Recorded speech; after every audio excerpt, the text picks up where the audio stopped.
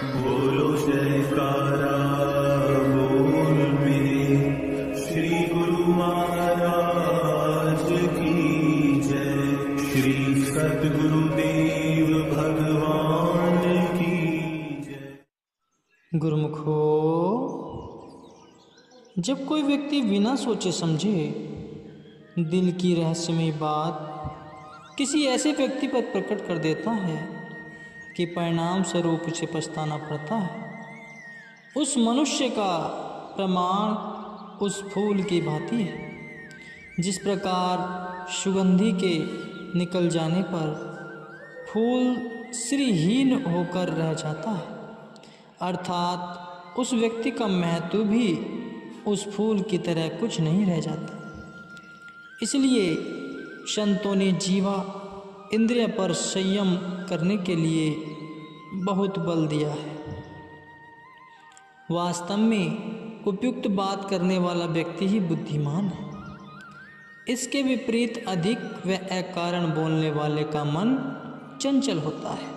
उसकी बुद्धि में सोचने समझने की शक्ति क्षीण हो जाती है और आत्मा में निर्बलता आती है।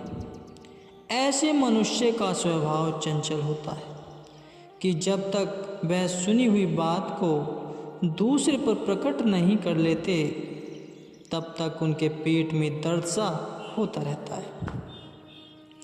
ऐसे मनुष्य आजीवन विश्वास के योग्य नहीं रहते। सत्पुरुष की दृष्टि में ऐसे मनुष्य की कीमत कोड़ी तुल्य भी नहीं होती। उन्होंने तो उनकी तुलना एक निर्जीव ढोल से की है, जैसे ढोलक भीतर से खोखली होती है। यही दशा वाणी में संयम न करने वाले की होती है। विपरीत इसके गंभीर प्रकृति वाले सज्जन, जो कि सदैव प्रत्येक बात हृदय की तराजू पर तोलकर उसके पश्चात मुंह से निकालते हैं, वे ही वास्तव में प्रशंसनीय व विश्वास के पात्र होते हैं। यद्यपि देखने में ऐसे उत्तम प्रकृति रखने वाले मनुष्य संख्या में बहुत कम होते हैं, परंतु इनके अनूठे व्यक्तित्व का मूल्य पा सकना दुष्कार है। इसी गंभीरता के विषय पर हम आपको एक कहानी सुनाने जा रहे हैं। गुरुमुखो, सभी ध्यान से सुनो। एक कलाकार संगमरमर की 3 सुंदर मूर्तियां बनाकर बेचने के लिए किसी राजा के दरबार में लाया और उन्हें राजा के सामने लाकर रख दिया। मूर्तियां तीनों खूबसूरत थीं और देखने में भी एक समान थी। राजा ने शिल्पकार से उनका मूल्य पूछा। मूर्तिकार ने एक मूर्ति की कीमत 1.25 लाख, दूसरी की 75,000 और तीसरी मूर्ति की 25,000 रुपये बताई। यह सुन राजा आश्चर्यचकित हुआ। चकित हुए बिना न रह सका। वह सोचने लगा कि उसने तीनों मूर्तियों को ध्यानपूर्वक नक्शिक तक देखा। उसके बाद कलाकार से कहने लगा कि देखने में तो इनके रंग ढंग आकार प्रकार में विशेष अंतर नहीं दिख पड़ता, फिर क्या कारण है कि तुम तीनों की अलग अलग कीमत बता रहे हो? मूर्तिकार ने कहा, महाराज, इसका निर्णय आप अपने दरबारियों से करवा लीजिए। मैं इस विषय में कुछ नहीं कहना चाहता।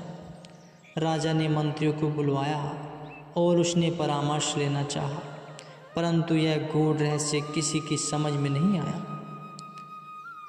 पर्याप्त सोचने के उपरांत एक मंत्री ने कहा, महाराज, मैं एकांत में जाकर इन तीनों मूर्तियों को ध्यान से देखना चाहता हूँ, तब इसका समुचित उत्तर मैं दे सकूँगा। ऐसी आशा करता हूँ।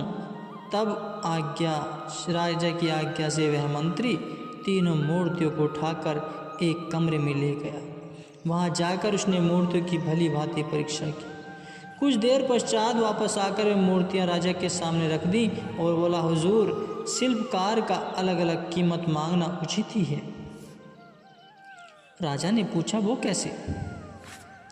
तब मंत्री ने राजा के जटिल प्रश्न का समाधान करने के लिए यह किया कि एक मूर्ति के कान में लकड़ी की छोटी सी एक सीख डाली। वह सीख तत्काल ही उस मूर्ति के मुख से बाहर निकल गई। तब दूसरी मूर्ति के कान में सीख डाली तो थोड़ी देर रुकने के पश्चात वह उसकी आंख में से निकल गई। लेकिन जब तीसरी मूर्ति के कान से सीख डाली तो वह बाहर न निकल सकी, मूर्ति के पेट में ही समाहित हो गई। यह देखकर सबके आश्चर्य की सीमा न रही और सभी इसका कारण जानने को उत्सुक हो उठे। तब मंत्री ने विनय की, महाराज यह तो आप सब देख ही रहे हैं कि इसका तात्पर्य यह निकलता है कि जो व्यक्ति किसी बात को सुनकर अपने दिल में रख लेते हैं वह वास्तव में 1.25 लाख का आदमी है और मनुष्य में उत्तम श्रेणी का है। जो व्यक्ति एक बात कान से सुनकर मुख से तो न कहे परंतु उसके दिल में खटकती रहे कि उसकी अमुक बात मैंने कहनी है, वह मध्यम कोटि का होता है। इसी प्रकार जो व्यक्ति कान से बात सुनकर उसी क्षण मुंह से उगल छोड़ता है वह निम्न स्तर घटिया श्रेणी का व्यक्ति होता है, उसका मूल्य तो कोड़ी भी नहीं। अतः कलाकार 2 मूर्तियों की कीमत 75,000 और 25,000 रुपये मांगता है। यद्यपि प्रत्यक्ष देखने में तो यह भी तद्रूप ही है, परंतु मेरे विचार अनुसार तो इन मूर्तियों का मूल्य 2 या 4 रुपये से अधिक नहीं, तथा इस गहरे कान वाली मूर्ति का मूल्य 1.25 लाख रुपये तो बहुत कम है। अगर इससे भी अधिक यह कीमत मांगे तब भी उचित ही है।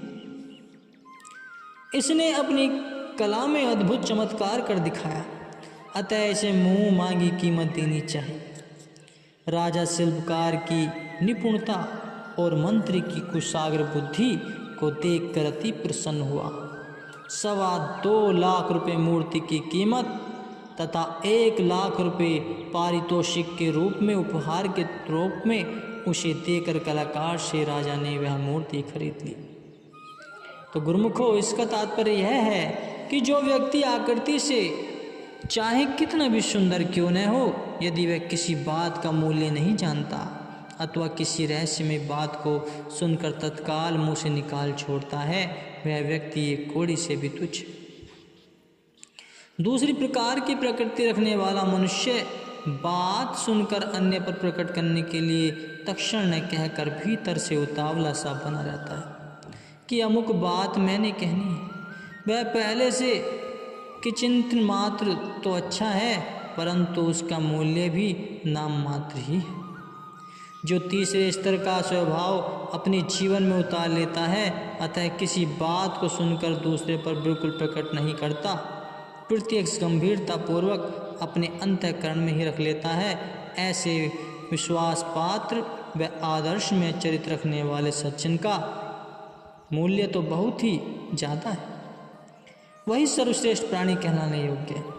अतः मनुष्य को चाहिए कि यह गंभीर प्रकृति बना सके।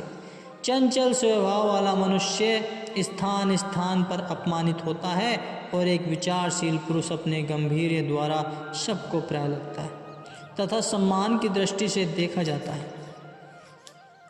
इसलिए भक्ति और परमार्थ के पथ में बढ़ने वाले मनुष्य में तो गंभीर होना ही चाहिए।